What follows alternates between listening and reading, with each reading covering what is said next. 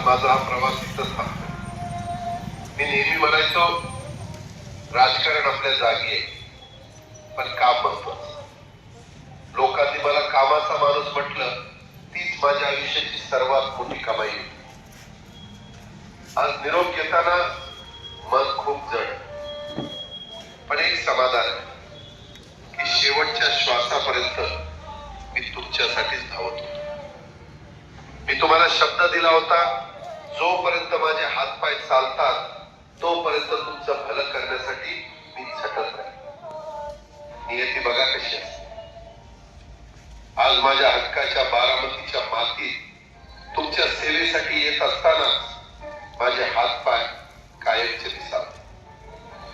पण मला अभिमान वाटतो की मी रिकाम्या हाताने नाही, तर तुमच्या कामाची फाईल छातीशी धरूनच या जगाचा निरोप घेतो.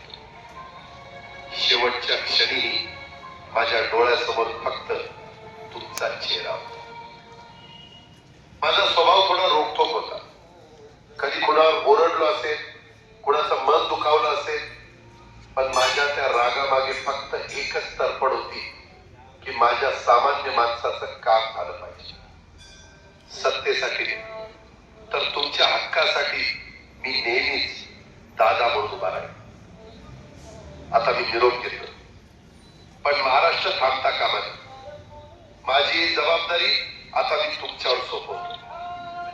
राजकारण करा, पण विकासाची गती थांबू देऊ नका. जाता जाता माझ्या शैलीत डोळे पुसून शेवटचं सांगतो, आता रडत बसू नका. उठा आणि कामाला लागा.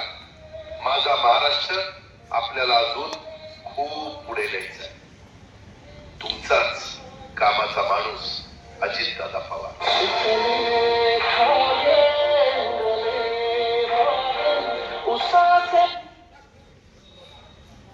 अमर रहे, अमर रहे, अमर रहे, अमर रहे.